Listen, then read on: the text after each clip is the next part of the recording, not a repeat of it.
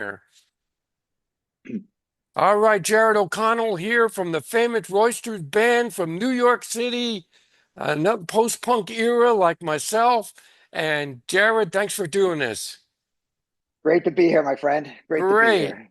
So let's go back to that time, right? And what did you guys start? What year did you guys start? 1977 is when we Wow. started the Rousers. So, we'd been, watching the New York scene. When did you arrive on the scene? When did you come? 1980, Yeah. 1980, 81. Okay. Yeah. That's when, yeah, you guys were out there. Yeah, we were out there. Yep.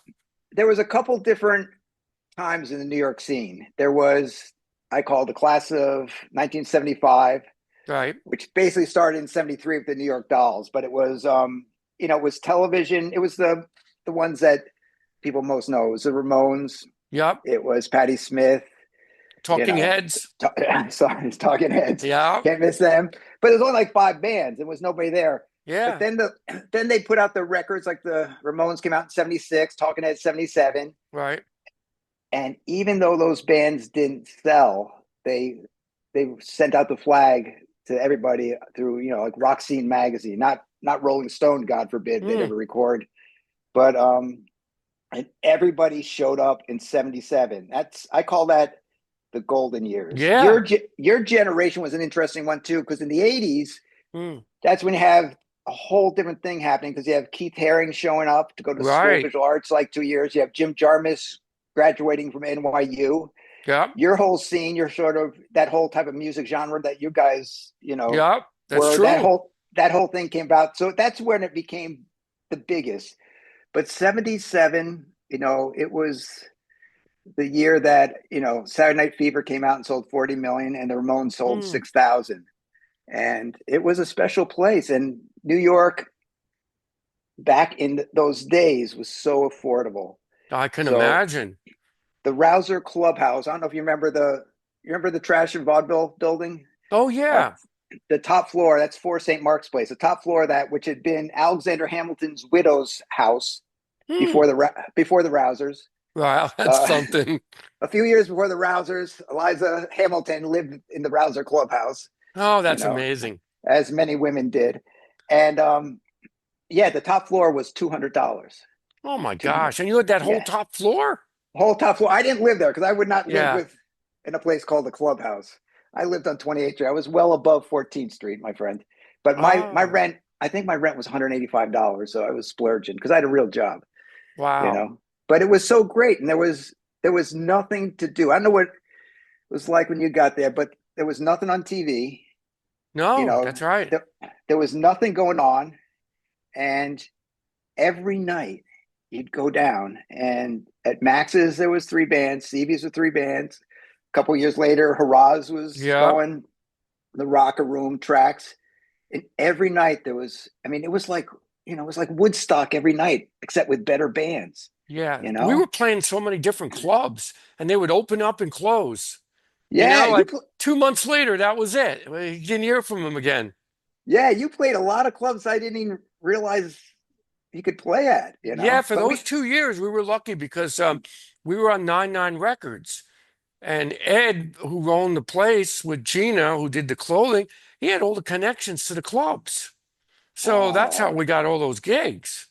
oh You man, know, because you guys got some good gigs, we man. I was did. wondering We were very lucky.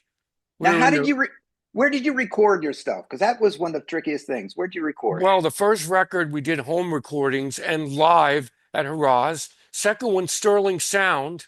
Yeah, I don't know yeah, if you knew sure. that place. And the Yeah. third one was Radio City. And the Oh, fourth okay. Radio City Oh, Music Hall. yeah. They had a studio there, Yeah, yeah. which was really neat. We didn't have much time. We didn't have any money. We didn't make any money with this stuff till later. But at first, we didn't get any royalties. We were making money No, on the no. shows, you Yeah. know? I was just looking at a contract from Max's. 150 people showed up. It was us and Lynn Todd from 1979. I was looking at it yesterday. I was going through some stuff. And we grossed, I think, $280. That's five Yeah. guys, Well, we you got know. paid in cash. It was like Yeah. we used to separate it out 20s, 20s, 20s, 10s, 10s, 10s. It Yeah. was the way it was. So, where'd you guys play back in the Well, day? Well, we went, we were going to school of visual arts. We got the band together because, we love the New York Dolls. We basically went to school in New York because that's where the New York Dolls were. So I wasn't going to Rochester Institute of Technology because the Dolls weren't from Rochester. Mm. So we were watching all the bands. We were, even in high school, we were sneaking out to Club 82. Do you ever go to Club 82? No, I don't remember Oh, that. No, I don't oh remember that man. place. Okay. We're in Weston High School in the suburbs. We see the Dolls come to Bridgeport, Connecticut. And I don't know if you remember in '73, the biggest record was Dark Side of the Moon. Right, And right. and everybody go to the parties and they're smoking pot and they're listening to that shit.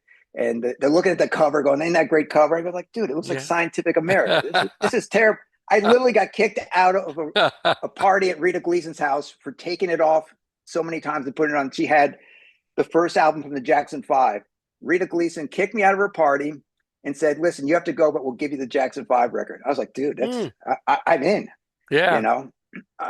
But so the Dolls come out, you go down to the record store, and if you ever look at that cover, and it's like these kind of trans guys, but you Yeah. can Yeah. tell Ahead of there's their like a time. Schlitz beer can with a straw. So Huh. we go to Bridgeport, Connecticut, which if you don't know that town, you could definitely, to this day, you get your ass kicked there. It's a Uh, dangerous town. huh. It's not a happening town. And we're sitting on the floor and the Dolls come out and we're like, what the hell is that? So we used to sneak in, from high school. Oh, I'm Right. going over to Bill's house, Bill of the Rousers. But, we take the train in, go to Club 82 on the Lower East Side. It was a lesbian bar run by a woman named Butch. And here's these little kids from Weston High School, and the Dolls would play there. Oh my And, gosh, that must have been and amazing. yeah, it was amazing. And you came back to high school. And everyone's like, hey, do you see Chip at the basketball game last night? You going like, dude, we were in the Lower East Side with the Dolls and a woman named Butch. And we're like, so we were broken very early, man. It was so good. So we come in, we're going to school of visual arts, and that's like the art scene. You learn all this stuff, but you're going down and you're, seeing the Miamis were playing at Uncle Charlie's. I think it was called Broadway's Charlie's. Every Sunday Right. night, the Miamis were there, which Miamis were my favorite band. They're a friend of the Dolls. And then we decided to put a band together. We played audition night at CB's. And, Mm. of course, CBGBs, you play, they don't even look at you, you know. And Peter Crowley of Max's Kansas City, who is so underrated for what he did for that Mm. scene. My scene, he was the guy who gave you a shot. So he comes up to us and says, okay, you're playing Max's. And from that point on, we had gigs all the time. And, in 77, there was this, there was so many places. You play from the Rathskeller in Boston down to the 930 Club in DC. Oh, I remember 930 Club. Yeah, you went Yeah. there? Great play. Yeah, we played there a couple times. Yeah, it was A great, great right? club. Ah, Yeah, half it was right next. Japanese we played with one time. Ooh, Remember them? nice. Yeah. And Pulse And Salama, the crazy Pulsa Llama. the 13-piece girl band. Oh Do you remember man. them? I don't remember Pulsa Oh, Llama. they were wacky. They were wild. So anyway, go ahead. So, we'd play those scenes all the time. And, we had very big management. We had Jerry Schoenbaum, was the ex-president of Polydor Records. Mm. Bert Bedell, who was everyone's business manager. So we just assumed we'd get signed. We didn't put much, but like, as you probably know from your time, is like we practice every single day. Did you ever go to the music building? Were you in the music building? No. Okay, so the hardest thing in the '70s was finding a place to practice, and then the music building opened. It's still Oh, there okay. today. If you need a Is it? place to, it's 69 studios. It was on Eighth Oh, Avenue, and I mean, I don't think people realized in the '70s how dangerous New York City was. It yeah, wasn't well, just, especially the ABC yeah, avenues. They were really yeah, dangerous. yeah. My apartment got robbed 3 times. I had things on the windows. I got Mm. mugged at 3 o'clock in the afternoon. It's like, it wasn't like, you Mm. know, but the music building opened up. We were all in the 30s back then, in the 30s with rehearsal studios, Right. trying to find a place. That's the only hard part. And that opened up, and it's still there today. It's called the Music Building on 8th Avenue. There's 69 studios. So we shared it with the Senders. Our Oh. next door neighbor was the Breakfast Club, which is Madonna. So Madonna was our next door neighbor. Oh my gosh. Letty Kay, Patti Smith group was a few floors down, had a pedal steel guitar. That's We used to go down amazing. and we had like a little country western thing we used to play with Lenny. I think Billy Idol showed up in 1980. But basically, you have 69 studios. Everybody was in one building, and it was totally affordable. Actually, You I know, never heard of that place. I'm really oh, amazed. I never well, heard of it. well, the whole thing is, I mean, people make fun of Facebook for being for old people, and I totally agree with that. But the whole scene is still there because we Yeah. are old people. But if you go to the music building, they even said the other day, they posted on their Facebook page, the Madonna studio is available. Get a piece of history. Yeah, That is something. yeah. We were with the Senders, man. The friggin' Senders had written on the outside of our door, He-Man Woman Haters Club, which is kind of funny when you realize Madonna's your next door neighbor. So you were So playing there, practicing there, and then playing at Max's all the time? we were playing at Max's. We are playing. We'd go to the place in Dover with the Cramps and play with the Cramps. We'd play Fast Lane with David Johansen. All these. The Dead Boys at Max's. You just were always playing. There was always a gig. Mm. And Pete Crowley would always, Pete Crowley at Max's took care of us. He even named one of the drinks after the Rousers. So if you look at the menu, Oh, it has really? a Huh. Blondie, a Ramones, a Senders, a Rousers.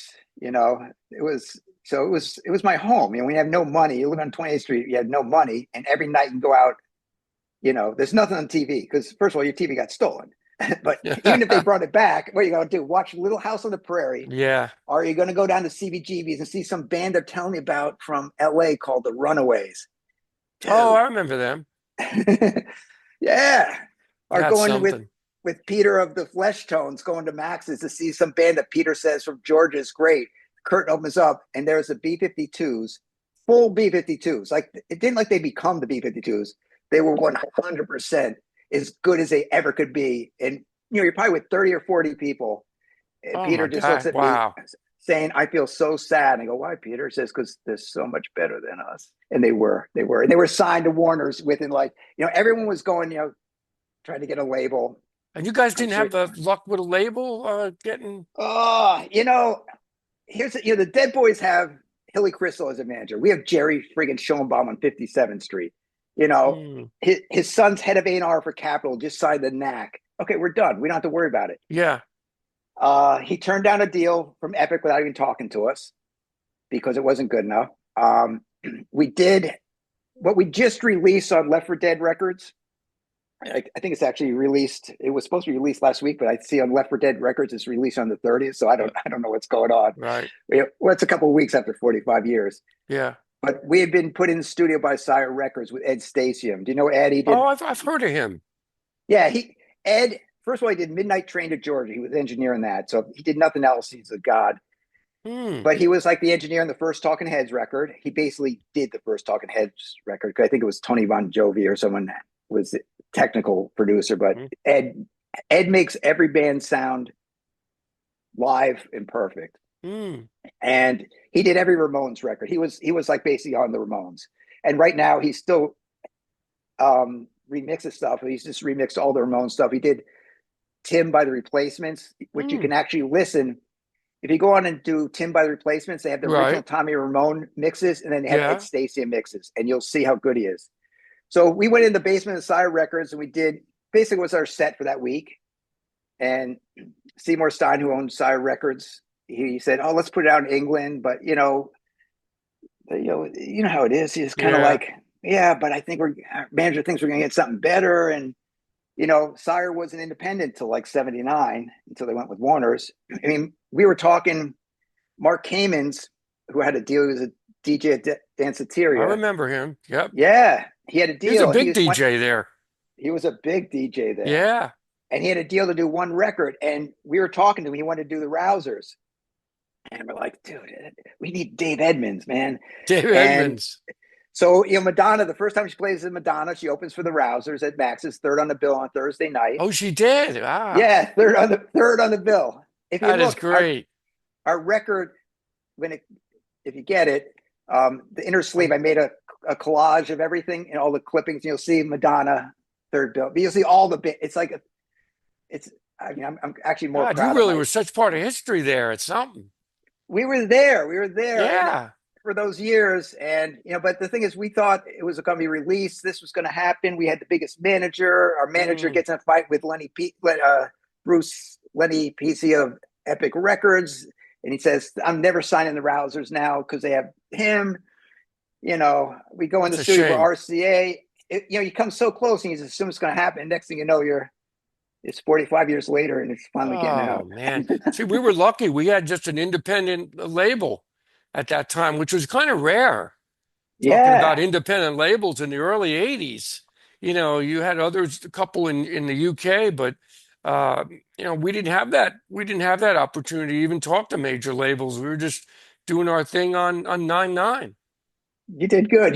That's the thing is everyone made their decisions. The Right. talking heads to sign to Sire Records because no one was signing these bands because, as I said, the Ramones sold 6,000 units. Saturday Night Fever sold 40 million. So the limousines with the Coke A&R guys were not showing up at CDs. Hmm. Seymour Stein was the guy who signed them all, and thank God he signed Madonna Yeah. and instead of the Rousers. Thank God for Oh, Seymour because he finally got you know, and then he merged with Warner Brothers. And that's the thing. It's an incredible thing about this record. I got a call from Jim from Left Dead Records, which is a great independent label. It has all sorts of stuff. He had done a record with us on Jimboco back in the day, hmm. produced by brother Wayne Kramer, the MC5. We did a record with him because we love brother Wayne. And he said, "Do you have anything to release?" But when in '77 and up to your time too, recording at like Media Sound, the real recording studios were $250 an hour. So it's not like, and it wasn't like, you know, for a band like the Rousers, what you used to go in, they say, okay, it starts at 9 o'clock. That doesn't mean like you go in like Sun Records and you record your set and you're done in 1 hour and you have 250. Yeah. You'd load in. Then they'd set up, hey, it was some, let's get the drum sound. Let's get the fucking drum sound. Yeah. And then let's lay down. And what I hated, I don't know what you feel about it, but for a band like the Rousers, they used to layer everything. So it starts with bass and drums. And so I'm a rock and roll drummer, and they're putting headphones on me with a click track, and I'm supposed to Oh, play a bass. And like when RCA put us in the studio, I couldn't friggin' play. They're like, "Oh man, get rid of the fucking drummer," because I'm like, there's a click track, and I'm supposed to go oh, like, I'm supposed to rock out. So we go with Ed Stasium, who had just finished rock and roll high school, oh you my know, gosh. and he's playing us this stuff. We go in, and it's 8 track, plenty of tracks, and we go 1, 2, 3, 4. And what you hear, if you get the record or the I'm CD, gonna. it sounds a lot like what it was like at 2 o'clock in the morning when the Rousers were finishing up the third set on a Friday night. You know, we played, every night we played, we practiced, and every night we went out to the clubs and saw, Hmm. every friggin' band, and all our friends were in bands. Our girlfriends, not my girlfriends, but Jeff's and Tommy's girlfriends started the Coma Teens, which is also on Left for Dead. They were just like, oh man, sick and tired going and watching you guys play. We're starting our own band. Sure enough, they started a great band because there was nothing else to Yeah. do, man. Well, There was nothing. I can't picture you guys playing to a click track and individual drums. That's silly. You're a live Well, band. I mean, we even recorded all our songs live. We didn't do yeah, any individual tracks. That's kind of messes you up unless you're a studio band. they You they used know, to do that, I know. and Yeah. I just watched. There's a documentary on Netflix, Springsteen doing the letter, and he has a home recording studio. He brings in Bob Clearmountain, who Bob Clearmountain quit doing when he was his engineer on the river. He said, I can't take this guy like every night, it's just new songs. Yeah. But now he understands. He does it live. If you listen to that song, I think it's called The Letters, an album maybe 1 or 2 albums ago, but it Right. sounds so friggin' good. But they play live. There They you click go. it. His drummer always sounded like a wedding drummer to me. Yeah. I mean, a very, very good wedding drummer, Right. like I'm sure you won't mind having the Rouser drummer give him a little I kick don't in the think he's going to pants. hear it anyway. Don't Yeah, worry but about that. but exactly. But when he plays live on that record, he sounds friggin' he sounds great. And it's like, Yeah. and they sell Clear Mountain. Clear Mountain's the engineer who did Some Girls for the Rolling Stones. He was another person. He had a deal to do one record, and he was talking to us about doing doing his one hit and doing with the Rousers, which would have been Hmm. on Rolling Stone Records, which that would have been the coolest thing ever. But Yeah. you know how it is. You You don't make your know. decisions. You came close. But now you're But still back. I mean, you got another record out. So you guys aren't dead. You guys are still alive. And then we're what still about this alive. record Party Boy? I heard, And what Party about that Boy. record? Well, you know, the great thing is the tape, the master tape. When Jim Reynolds says, "What do you have to release?" I go, Yeah. the Sire. Where's the Sire thing? What are you gonna do? Call up RCA Records, ask for a tape? And Seymour Stein, when he died, I heard he donated. There was a big donation of a Sire paraphernalia. You know, the Sire archives went to Rock and Roll Hall of Fame.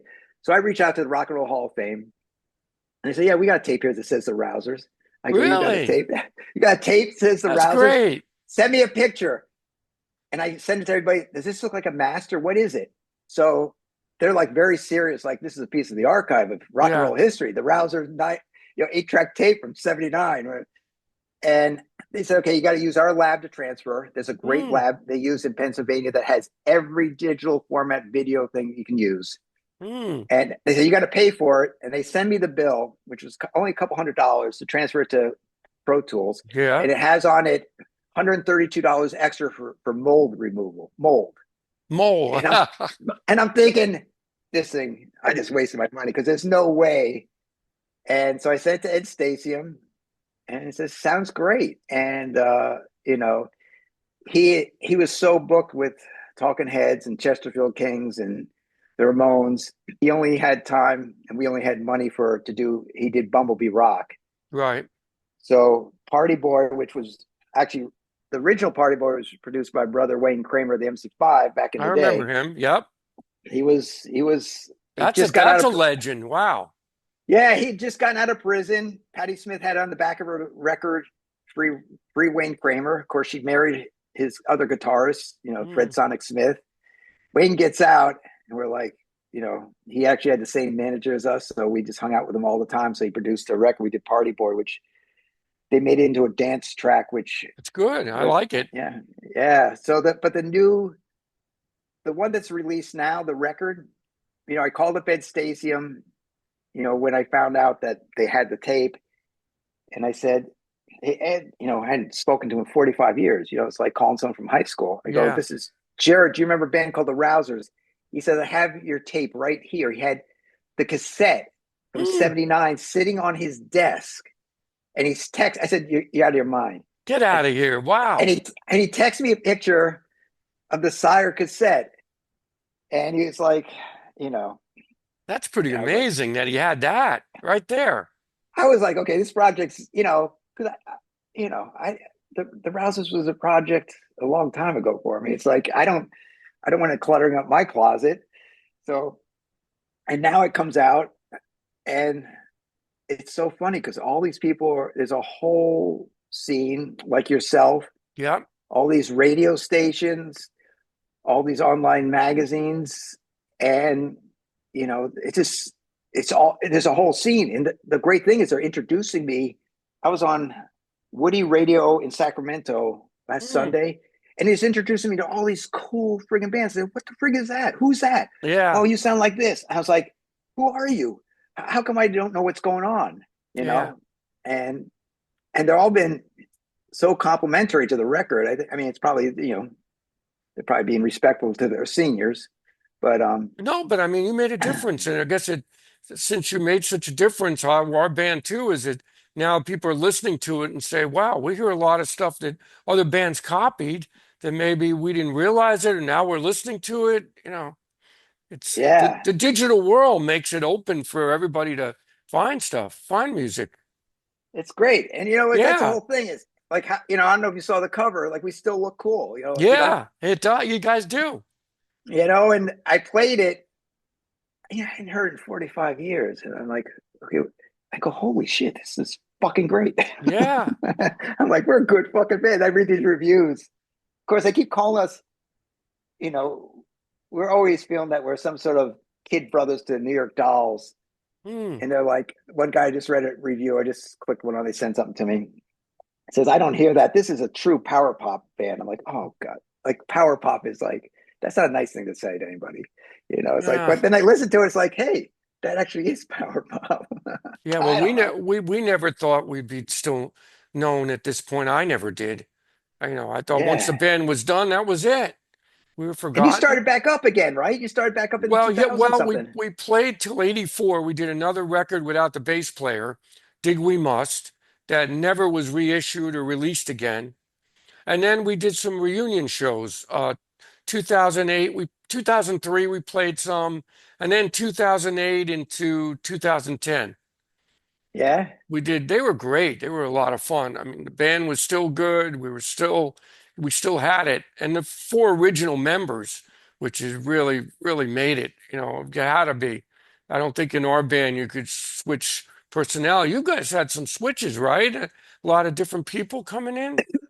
No, the only switch was, and I'm sure it sounds like you had a much better band dynamics. Um, we'd gone back to high school in Weston, Connecticut, all except the lead singer. But somehow we had a manager later on in the career that decided what we needed to do was get rid of the drummer and the bass player. Um, Mm, so yeah, that was a switch. That was a big switch because okay.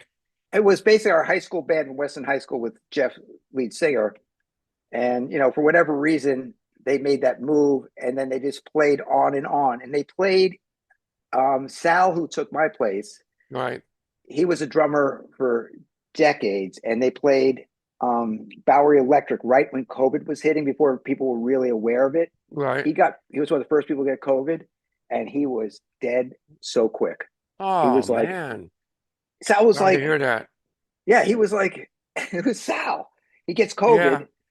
COVID. People don't realize, now that you get COVID, it's no big deal. Right.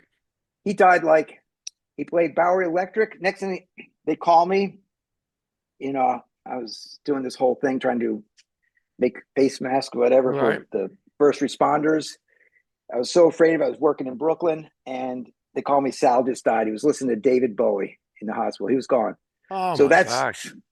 that's when they stopped playing, but I see. they would still be playing. But it's basically the Rousers in my book is the ones that are on the cover there. Yeah, It's that's a great basically picture. that's I think the roof of 4 St. Mark's Place, if I'm not Oh, mistaken. okay. Back in the day, that's Did you guys play Club 57? yeah, That of was a course, great of little course. club. Loved it. We played with Yeah. Delta Who'd you play with? 5, their Oh, first okay. show here in America. Wow. And they Where were else do you play? great. Tell me the clubs. What clubs you play? Irving Plaza, Yeah, of course. Yeah, of course. Danceteria, Yeah. Hurrahs. How Um, great was Haraz when Haraz came along? oh, it was fantastic. That was our first big show, was Yeah. Hurrahs. And Ed's brother, Bill Bauman, was the DJ there. Wow. Yeah. So Jim that really Farad booked helped. it. What's that? Yeah. Jim Farad booked it. The Rousers Yup. actually Oh, Jim painted it. Farad. He was a character. Yeah. The Rousers painted it. Not me, but the rest of the Rousers painted the interior. Oh, But they yeah. did. Yeah. Because, everyone talks about CBGBs, how, the bathrooms were legendary and Yup. stuff. But let me tell you, when we got a chance to go to a clean place, we're like, I'm uptown. Yeah. You So know. Danceteria was pretty wild too. You had 3 floors, Yeah, yeah. We and played there that with the Rock was. Hats and stuff. Yeah. But then the crazy thing, we played these at the end, these big disco Yeah, places, Paradise Garage. yeah, the gay place. We Yeah, it's played the Fun House, the Roxy. I mean, it was just mind blowing that you we got got some into that really whole disco scene yeah, yeah. because of Grandmaster Flash and that White Lines. That's right, man. They And picked that you was right the end up. of the label and kind of the end of us too we played a little longer, but it really the main part of the band kind of ceased to exist after that pretty much. Yeah. But it is what it is. Well, someone was just asking me, well, why don't you get back together? Is it personalities that you can't play? This Yeah. sounds like I was like, okay, there must be a reason here. Because they wanted to do a record release party with the Rousers. Okay, we're gonna book Bowery Electric and we're gonna have a record release party and the Rousers are gonna play. I'm like, the Who's playing? Mm. And like, why not? It's like, Yeah. but you put your heart into these. My whole life I do projects, whatever it is. I built a company. I sold after 5 years. The Mm. Rousers I did for 4 or 5 years. You after 5 years of doing anything, Yeah. you kind of. I don't. I personally don't come up with any new ideas, you know, and there's always a new project to do, Yeah. and so I mean, I love those times. Believe me, if there's some festival called up because the Rouser Lonely Summer went viral in Cincinnati, maybe we'd get a really nice Winnebago and go out there and play one set. I don't know. But for me, it was a project. And, because the guy was, you got to tell me why you don't want to play. Like, Mm. I don't know. I love Well, playing the drums and I'm taking piano lessons. I had my piano lesson an hour ago, trying to learn the piano. I got a million things going on, so but but you'd have to get together, practice. I mean, would it take a while to rev up to that point to do a set for you yeah, guys?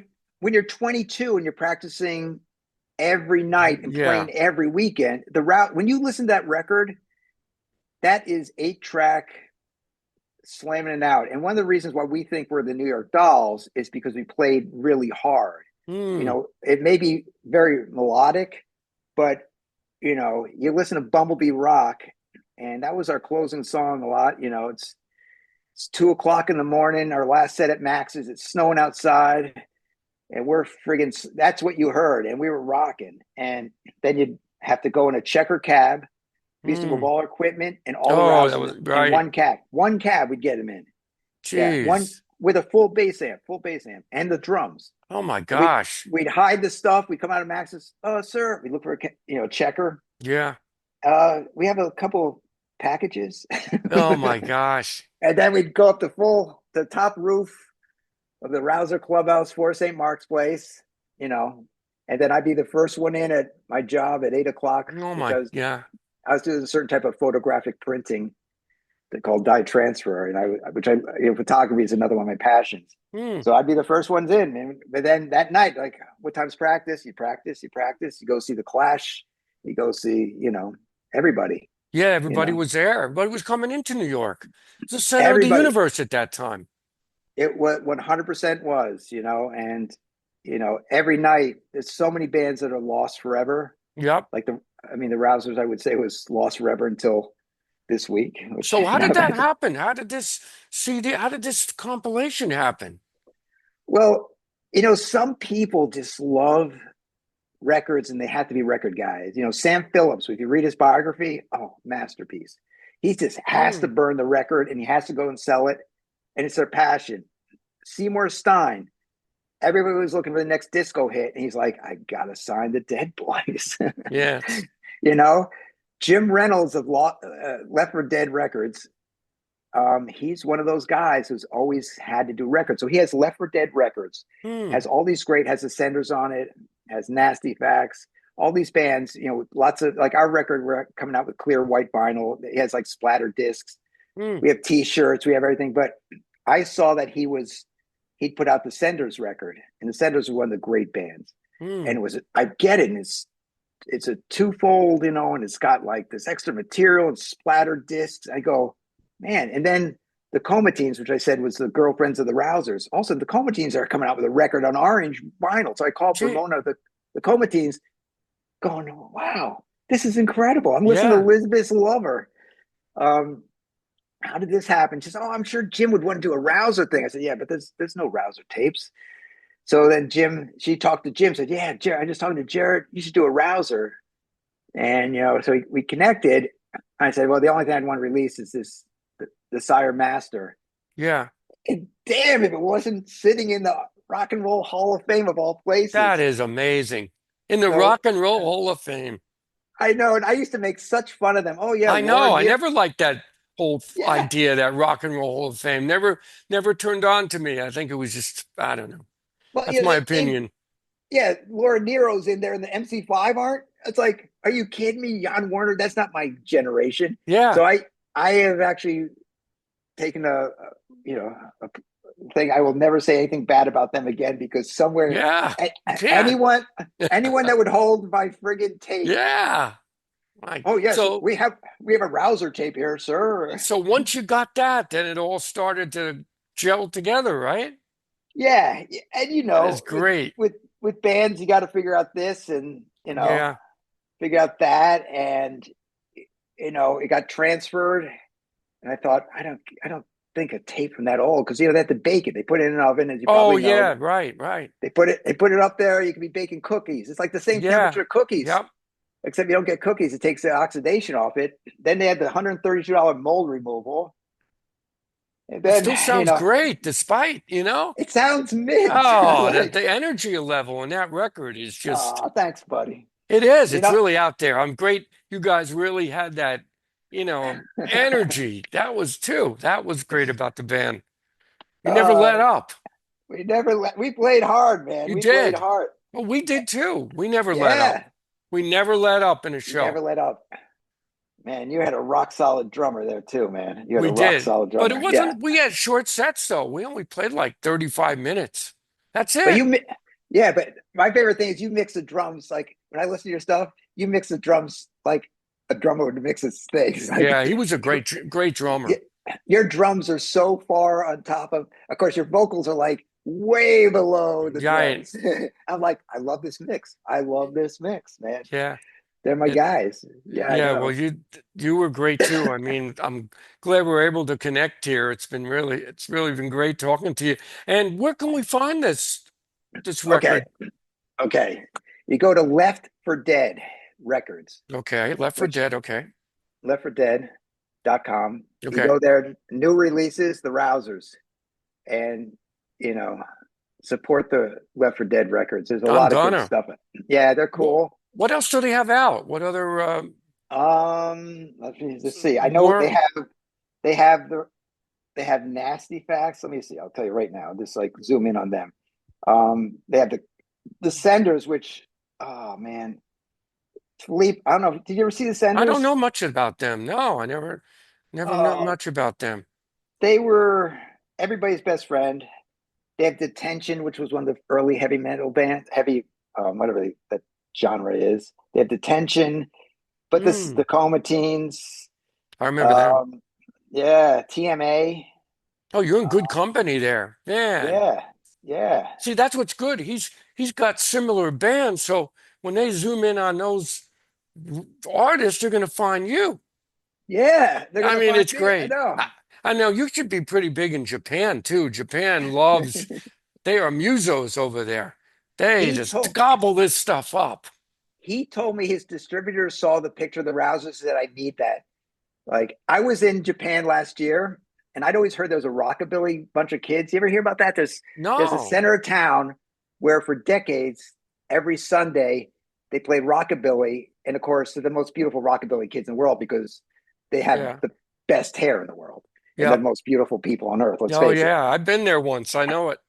I'm walking through town and I didn't think about it. I sort of Googled it, but said, I don't know where that park is. I don't, and I hear, and I go, can't fucking No be. kidding. I say, Wow.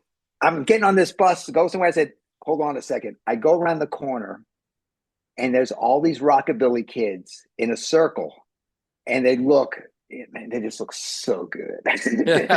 And they're dancing rockabilly dances. And I go take a picture and this rockabilly girl says, get back, get back. And she's like yelling at me. I'm going like, I Yeah. want to say, dude, I'm your grandfather. I'm your That's grandfather. amazing. They And they did were it, dancing. Yeah, and they were and your dancing. song was playing No, no, it wasn't my song. No, there was something playing. Oh, it was right my by song. I would have died. They're playing real rockabilly stuff, you. but I hope they get it Yeah. because they were. I was like, my God, it's like they were so good, and yeah, Imagine. Japan's such a cool. Oh my God, it's so cool. Yeah, we got to play there. We were very You lucky. played there? Yeah, What the hell? in 2009, we got a How the chance to hell did? go. It was really amazing. Oh And my all the God, kids came up. They had the records. We were signing the Liquid you records. gotta be kidding I me! couldn't believe it. A lot of these people knew the song, knew the records, You you know? gotta be Yeah, kidding so we me! played at Tokyo, Osaka, and one other place. So we were there a week. It was just phenomenal. Oh my The nicest God. people, great clubs. I can't say any more about how nice the people were. Oh I my mean, God.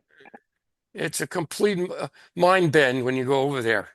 That Compared to what we have here, it's just a totally different world. I tell you, But you guys they got all some know great music.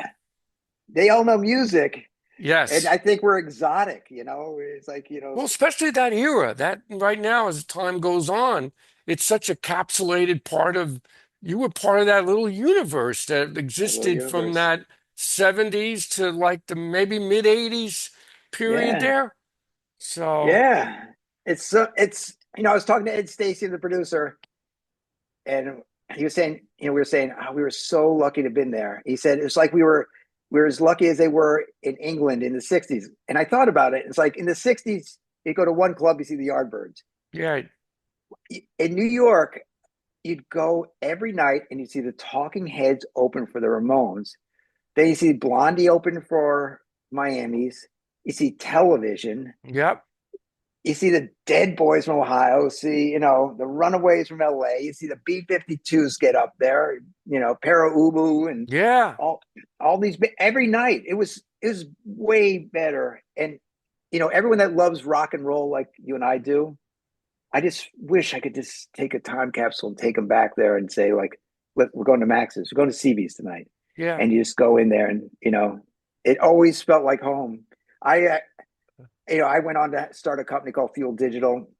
I sold in 2006. It's one thing, like it's 5 years I sell. And we signed the contracts at 5 in the morning. It was a whole big thing. And I had to go right. back and face all the employees. Like, yeah, I just sold out. I'm not the boss anymore. Ah, And I was feeling disoriented. And I go to CB. I said, you know what? I'm going to CB's tonight. It's 2006. yeah, And I go to CB's feeling like disoriented. You know, I got some cash. I'm finally a kind of somewhat wealthy guy. I yeah. walk into CB's. I felt like home. And who was playing that night? The Rousers were playing that night. Get out of here. Oh my I swear to God, gosh. the Now, if night I sold my that's company, not isn't synchronicity, it? I don't know what is, isn't. I know. I Wow. walk in. They said, "Oh yeah." I said, "How much? Who's playing the Rousers?" They go, "Yeah, of course they are." You know, there's a lady who filmed all the shows at Haraz. I'll have to get Oh you her yeah, name. Yeah, she lives, I think, in Europe now. I spoke to her, it's been a while back now on one of the podcasts, but she probably has one of your songs from then. yeah. You played at We played. Haraz, right? Yeah, a ton of times. Oh yeah, she probably has one of your sets, at least a Oh song. man, I'll get you in touch with her. I just transferred from Webster Hall. We played with the Speedies, and Speedies had this tape machine. I'd never seen one like it, and that's one thing I have from 45 years ago. And I don't know what format it is, and no one could. You can't get it transferred anywhere. But the Hmm. place, the Rock and Roll Hall of Fame, I sent it to them for 125 bucks. They transferred the whole thing They for me. had it, huh? Yeah, they. You Oh name yeah, it, no they problem. had it. Isn't that Yeah, something? someplace in Pennsylvania. If you ever need it, just contact me. I'll tell you the name because it's not I might expensive. need And it. Yeah, that's not a yeah, bad idea. yeah, it's a good thing, I man. might But have to transfer some things, so we'll have to see. I mean, there's still a lot of liquid songs that haven't things that haven't come out from live shows. So who knows what's going to happen? yeah, You know, it's as long as we're still alive here, we're seeing all this take flight. You know, all this music, right? well, It's it's fantastic. it is fantastic, and that's the one of the best parts of this project for me is talking to guys like you and all over the country. I was on the radio in Rochester. I was in the radio Sunday night at I don't know the name of the town in Connecticut, but in a real radio station, and they all, when I asked them, "What do you listen to? Show me stuff." Like Mm, Woody Radio in Sacramento. What's it called? The Ass Ponies. okay. Listen to this song. The Ass Ponies playing astronaut. I go, Ass Ponies? I I want that T-shirt, baby. But they play me songs, and I was in I go to Florida for the cold months there Yeah, here, and there's a place called Udagale, and I'm walking down Udagale, and there's stickers all over every lamppost, like the old days of yeah, yeah, the old stick. And I yep. see one that says "Punk saves lives," and I went into a store. I said, "It kind of looks like you have a music scene here. Are you guys all punk rockers?" He said, "Absolutely." And he started playing me stuff. Ah, And he says, "Here's a band from Miami." There's a band from Miami? And they sounded like the friggin' Stooges. I was like, I love this oh, band. that's something. And that's the thing is like all these people who, like yourself, are keeping it going. Yeah. bring me back into the loop of like, listen to this. And like, oh my God, there's great stuff. Yeah, there is. Well, that was the reason for this podcast show. I mean, to talk to people like you. I really didn't need, really wanted to go on a tangent because I've been talking to like prog rockers, post-punk, everybody creative. But the original aim of this podcast program was talking to people like you from that era that we lived That's in. right.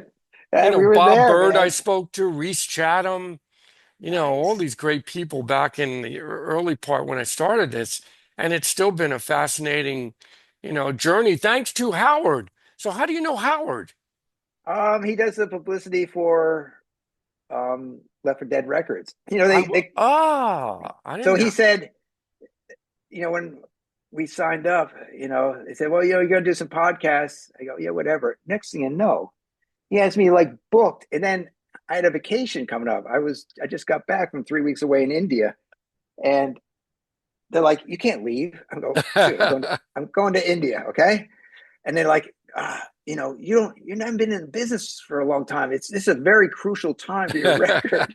I go, dude, it's 45 years old. Come on, dude. Yeah, But he was he's he is, great. He's he, persistent. He's booked me with some really great artists. I would have never talked to you without I him. know he's Fantastic. remarkable. He He is, is. I tell you, Left for Dead Records, Jim Reynolds is a godsend to our world.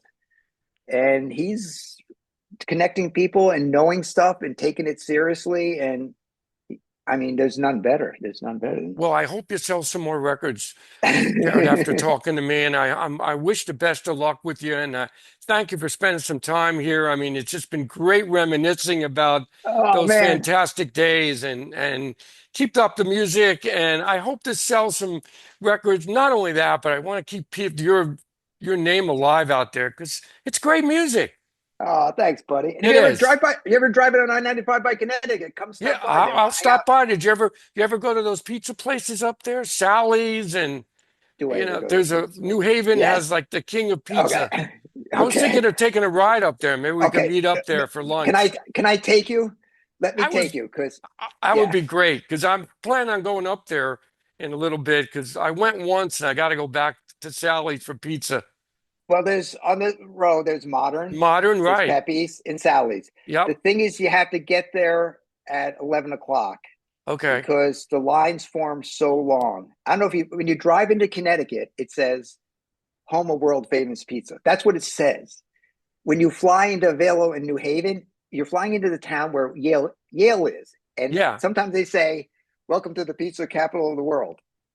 But okay, so I think I had pizza 4 times last week, including Pepe's. Yeah. Oh, Um, great stuff, right? but okay, you gotta let me take you. You come to Westport, come here. I'll drive you up there. We'll go, and I'll show you around. I'm gonna keep in touch with you. That's for sure. Because I was plan on taking a trip up there by myself just to go to. I'm about an hour and a half away. I'm in central New Jersey.